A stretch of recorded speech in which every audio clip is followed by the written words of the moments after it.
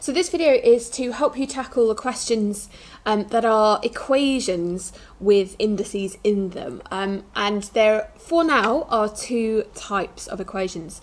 The first one is the hidden quadratic, which makes it sound very ominous, but this is what we're looking for. We're looking for the structure of a quadratic. So a quadratic has something squared and then added to that thing but not squared, and then numbers on the end. And we know that, we've seen that structure for a good number of years now. What we're trying to do is find this sort of structure, a variable in an equation with its squared version as well, because then we can use the techniques that we've got for quadratics to solve these sorts of equations. So it takes a bit of practice, but spotting them becomes hopefully a little bit more easy to do with time. So here I've got x cubed and I've got x to the 6.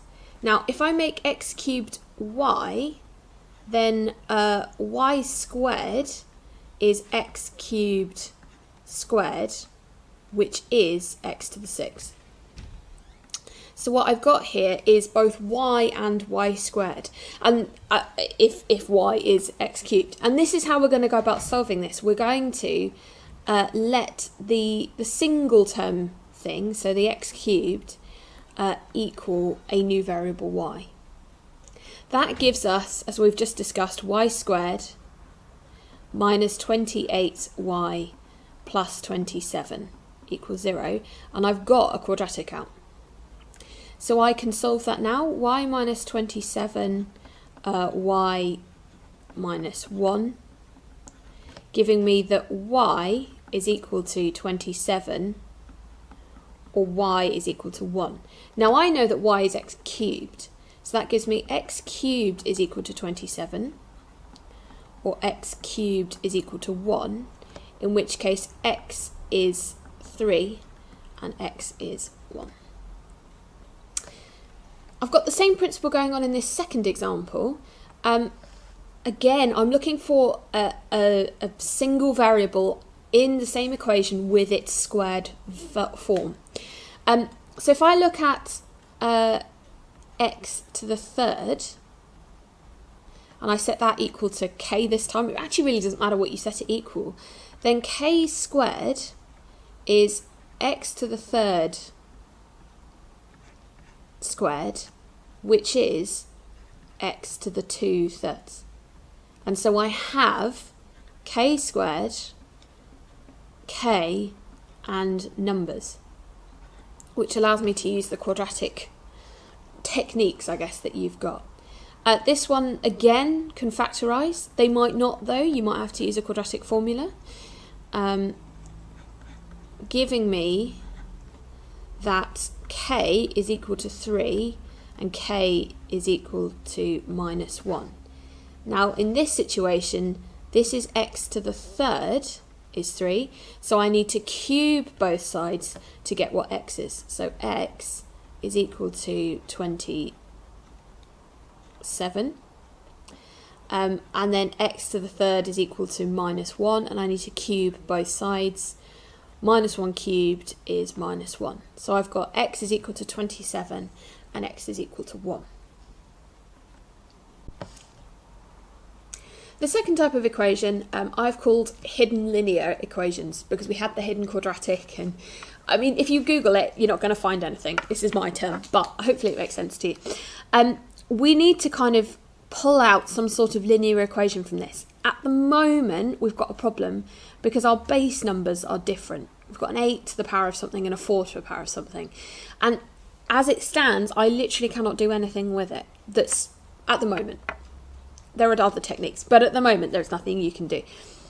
What I'm going to need to try and do is make the bases the same, because if the bases are the same, then I can compare them. So my technique here is to make the bases the same. So I could rewrite 4 as 2 squared. Let's try that again. 2 squared. That's just replacing the 4. And the 8 as 2 cubed. Now I've got powers being raised to more powers here, so I can multiply, and that will give me 2 to the power of 2x plus 2 and 2 to the power of 6x minus 9. Now I can say something about these equations. I've got 2 to a power equaling 2 to another power. Now the only way this will be equal is if these two powers are the same, because there are no two powers of 2 that are the same unless it's the same power, which I think is probably quite confusing. But if you think about it, 2 to the 3 can never equal 2 to the 5. It just can't. The only time that equation is equal is when 2 to the 3 equals 2 to the 3. We've just hidden it in algebra. That's all we've done. Okay, so that allows me to imply that 2x plus 2 is equal to 6x minus 9, and I can begin to solve my equation. So rearranging the x's onto one side, I get 4x, and the numbers onto the other, I get 11, in which case x is 11 over 4. A word of warning with these. There is a real temptation when problems like this arise to want to simplify this to 27 to the x, which, I mean, I just die. This is just horrible. Don't do that. What we're saying here is we've got 3 lots of 9 to the x, which is just not the same as 27 to the x. I mean, all you need to do is multiply it to substitute in a value of x, maybe like 2 or 3 or 4 or something like that, to see that that isn't true. But what we have here is 3 lots of 9 to the x. So we're going to get rid of this. This is disgusting. We're never doing that. Ever, ever, ever. We need to make the bases the same. Still, same principle. I think I can't do anything with this side because 3 is you know, I'm not going to find a power in that. So let's leave that as a 3. I've got another 3 here, which I could write as 3 to the 1. I'm going to replace my brackets with a times to help me remember that I can't multiply it in. And then I'm going to write the 9 as 3 squared to the x. Now I can sort these powers out. So that gives me 3 to the 2x minus 1. I'm not changing that side. I'm not touching this 3 to the 1. But I'm going to change this to 3. Let's try that 3 again. That was not a 3. There we go, 3 to the 2x. Now I've got 3's with the bases the same, different powers but multiplying, so I can add.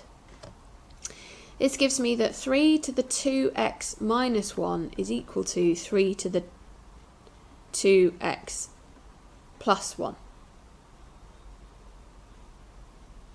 Which is unsolvable. Excellent. We would end up with, do you know what, let's just change this to a 4. No, a 3. 3x plus 4. I could go and re-record this video, but I'm not going to. We're just going to change it. And we're going to, there we go, that'll do. 2x plus 1. So I haven't touched this right-hand side where I've been dealing with everything. I've just changed my left-hand side there. So I'm just looking at the powers at the bottom here, and that now gives me that x, very nicely, is equal to 5.